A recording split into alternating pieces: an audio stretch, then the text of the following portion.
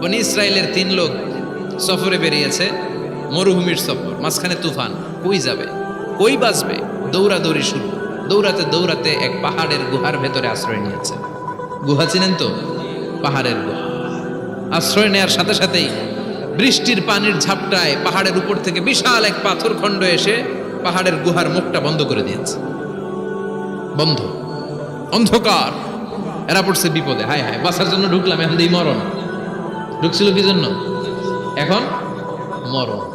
বিশাল পাথরের খণ্ড এসে গুহার রাস্তাটা বন্ধ করে দিয়েছে। 3 জন গায়ের যত শক্তি ছিল ধাক্কায়ও পাথর সরাইতে পারে না। হায় হায়, অক্সিজেন ভিতরে যা আছে আধা ঘন্টা শেষ হয়ে যাবে। কি করে বাঁচবো? বাঁচার উপায় নাই। চিল্লা ফাল্লা শুরু হয়ে গেল, কান্নাকাটি শুরু। একজন বলে, তোমাদের জীবনে কার কি ন্যাক আমল আছে, যেই ন্যাক আমলটা আল্লাহর ভয়ে করছিল ওইটার ওসিলা দিয়ে দোয়া করে দেখো কিছু হয় কিনা। সুবহানাল্লাহ কোন। এটাই উপায়। একজন হাঁটু গেড়ে চোখের পানি ছাড়া শুরু করছে, আর দোয়া শুরু করছে, আল্লাহ আল্লাহুম্মা কানাত লি আবাওয়ান শাইখান কাবীরা। আল্লাহ, আমার বাবা মা ছিল বৃদ্ধ বৃদ্ধা, আমি পেশায় রাখাল, সারাদিন ছাগল চড়িয়ে রাত্রিবেলা দুধ আনতাম, সবার আগে আব্বা মারে দিতাম, এরপরে আমার ছেলে মেয়ে, এরপরে স্ত্রী। একদিন গভীর রাতে এসে দেখি আব্বা আম্মা ঘুমায়। দুধের বাটি নিয়ে আব্বা আম্মার মাথার সামনে দাঁড়িয়ে রইলাম। ছেলে মেয়েগুলো আব্বা এসে বলে, আব্বা দুধ দাও। আমি বললাম পরে, আগে আব্বা আম্মা খাবে, তারপরে তোরা। ছেলে মেয়েগুলো কান্না জুড়ে দিল, আমি দেই নাই। ফজর পর্যন্ত দাঁড়িয়ে রইলাম। ফজরের আগ দিয়ে আব্বা আম্মা ঘুম থেকে উঠে দেখে তো আমার অবাক। কিরে বাবা, দাঁড়িয়ে কেন? বললাম প্রতিদিন দুধ খেয়ে ঘুমাও, আজকে আগে আগে ঘুমিয়েছো, দুধ খাও নাই, তোমাদেরকে আগে দিব বলে দাঁড়িয়ে রইলাম। আল্লাহর ডেকে বলে, আল্লাহ, ওই দিন সারা রাত দুধের বাটি নিয়ে মা বাবার শিওরে আমি দাঁড়িয়েছিলাম। ফজরের সময় আব্বা আম্মারে দুধ খাওয়ালাম, তারপরে ছেলে মেয়েদেরকে দিয়েছিলাম, তারপরে স্ত্রীর মুখে দিয়েছিলাম। ও মাবুদ, ওই দিনের এই কাজটা আমি দুনিয়ার কাউরে খুশি করার জন্য করি নাই, শুধুমাত্র তোমার খুশি ছাড়া। ওই রাতের ইবাদত যদি তোমার দরবারে ভালো লেগে থাকে, ফাফাররিজ আন্না মা নাহনু ফি, আজকের বিপদের দিনে কেউ বাঁচানোর নাই, তুমি আমাদের বাঁচাও। ফানফাজারাত, মুহূর্তের মধ্যে 1/3 বিশাল পাথর খণ্ডটা 1/3 ডান দিকে সরে যায়, এক পাশে সরে যায়। সামান্য আলো বাতাস ঢুকতে আরম্ভ করবে। এখন বাতাস ঢুকে, এখন বেঁচে থাকতে পারবে এই নিশ্চয়তা হয়েছে। সুবহানাল্লাহ কোন। এবার সে বলল, ভাই তোর কি আমল আছে বল। দ্বিতীয় জন হাঁটু গেড়ে আবার চোখের পানি ছেড়ে আল্লাহর ডেকে বলে, মাবুদ, আমার এক চাচাতো বোন ছিল, কানাত লি ইবনাতু আম জামিলা ওয়া কুনতু উহিব্বুহা কাআশাদ্দি মা ইউহিব্বুর রিজাল আন-নিসা। আল্লাহ, সুন্দরী, অনন্যা, অপসরী, প্রিয়ংবদা, অনুসুয়া, গুণবতী, রূপবতী আমার এক চাচাতো বোন ছিল, তার প্রেমে আমি ছিলাম পাগল পাড়া, কিন্তু সে তো আমার ডাকে সাড়া দেয় না। অনেক চেষ্টা করলাম তারে পাওয়ার জন্য। চাচাতো বোন আমারে বলে, 100 স্বর্ণ মুদ্রা যেদিন দিতে পারবা ওই দিন আমারে পাবা। এবার আমি স্বর্ণ মুদ্রা কালেকশনের কাজে লেগে গেলাম।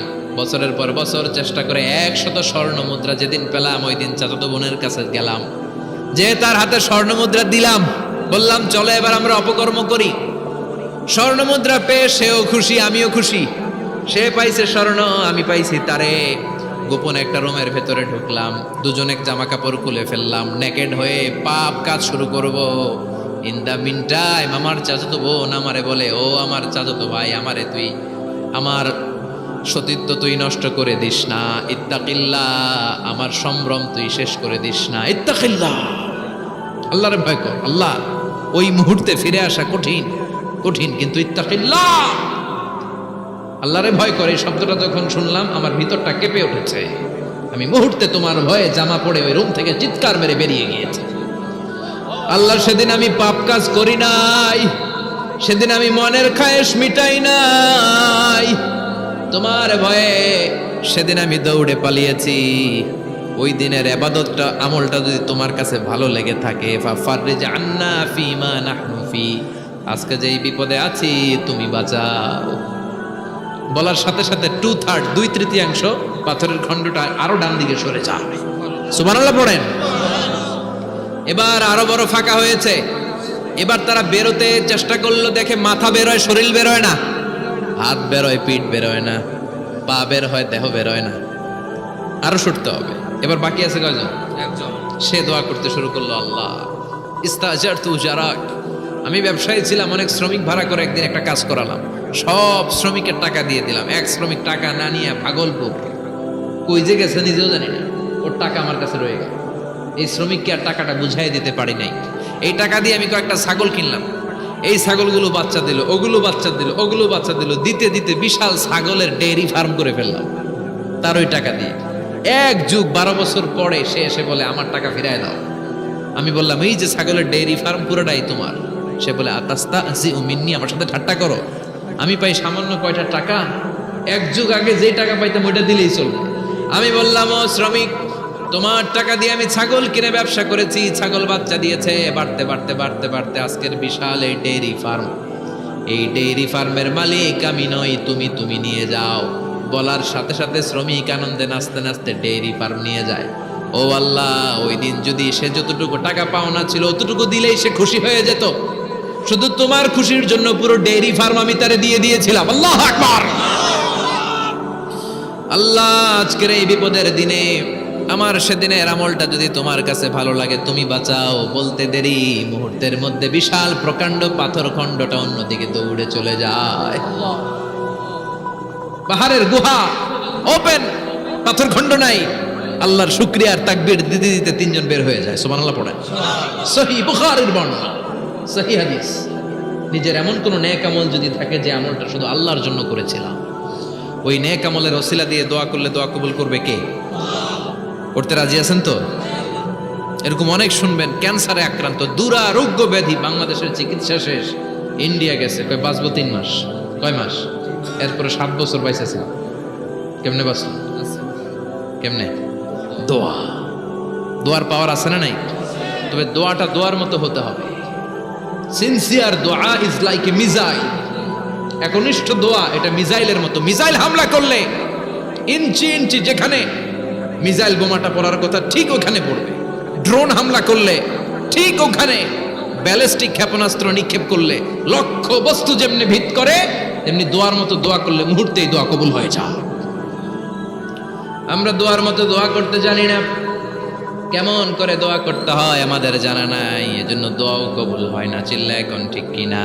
কিন্তু আল্লাহ ওয়াদা দিয়েছেন উজিবু দাওয়াতাদ দাঈ ইযা, আমার বান্দা দোয়া করলে আমি দোয়া কবুল করি, আমার বান্দা চাওয়া মাত্রই আমি কবুল করে নেই। সুবহানাল্লাহ পড়েন।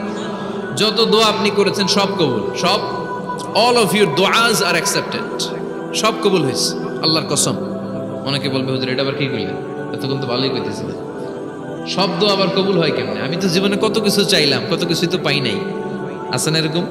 অনেকে অনেক পেরেশান, আফসোস করে হুজুর চাইলাম আল্লাহ দিল না। 4টা মাইয়া, এবার কাবা ধইরা চাই আইছি বলার কথা, এটাও হয়েছে মাইয়া। আছে না নাই? 5টা ছেলে হয়েছে, মেয়ের জন্য বুকটা হাহাকার। হজে যে আরাফাতের ময়দানে চেয়ে আসলাম, এইবারও হয়েছে আর একটা বলা। আছে না নাই? কত কিছু চাইলাম, পাইলাম না, দিল না আল্লাহ। বলে না আপনার সব দোয়া কবুল, তবে কবুল হওয়ার 3টা সিস্টেম আছে। কয়টা? 3টা। চান্দোলার ভাইয়েরা মনে থাকবে? কয়টা? 3টা। আপনি যত দোয়া করছেন সব কবুল, কারণ আল্লাহর কাছে কিছু চাইলে আল্লাহ ফিরাইয়া দিতে জানে না। আল্লাহ জানেই না কেমনে ফিরাইয়া দিতে হয়। সুবহানাল্লাহ কোন? চাওয়া মাত্রই আল্লাহ বলে অ্যাকসেপ্টেড, যা কবুল, দিব দিব না এটা বলতে জানে না, চাওয়া মাত্রই বলে দিব। 3 সিস্টেম। নাম্বার 1, আপনি আল্লাহর কাছে দোয়া করলেন, চাইলেন, আল্লাহ বলে দিব, বলেই তিনি দিয়ে দেন আর আপনি খুশি হয়ে যান, পেয়ে গেলেন। নাম্বার 2, আপনি আল্লাহর কাছে দোয়া করলেন, চাইলেন, তখনও আল্লাহ বলে দিব, তবে এখন না, সবুর, একটু পরে দিব। কখন দিলে আমার জন্য ভালো, আমার চেয়েও ভালো জানে কে? আল্লাহ, পরে দিবে। নাম্বার 3, চাইলেন, দোয়া করলেন, আল্লাহ তখনও বলে দেব, তবে এখনো না, পরেও না, কিয়ামতের দিন যেদিন বিপদে পড়বে ওই দিন দেব। যেদিন তোর বাবা তোরে চিনবে না, তোর মা তোরে চিনবে না, বন্ধু বন্ধুরে চিনবে না, পীর সাহেব মুরিদরে চিনবে না, মুরিদ পীর সাহেবরে চিনবে না, ইমাম সাহেব মুসল্লিরে চিনবে না, মুসল্লি ইমাম সাহেবরে চিনবে না, কেউ কাউরে চিনবে না। ওই কঠিন দিনে তোরে আমি বাঁচাইয়া দেব। তাইলে দোয়া যা করছেন ছোটবেলা থেকে আজকে পর্যন্ত, লস হয়েছে না লাভ? লস না লাভ? প্রতিদিন শতবার তাওবা ইস্তেগফার করতে রাজি আছেন? আল্লাহর জিকির করতে রাজি আছেন তো? আর বেশি বেশি দোয়া করতে রাজি আছেন? সবাই সবার জন্য দোয়া করবো, রাজি আছেন তো? আল্লাহ আমাদের সবাইকে কথাগুলো বোঝার, আমল করার তৌফিক দান করুক। আমরা পড়ি।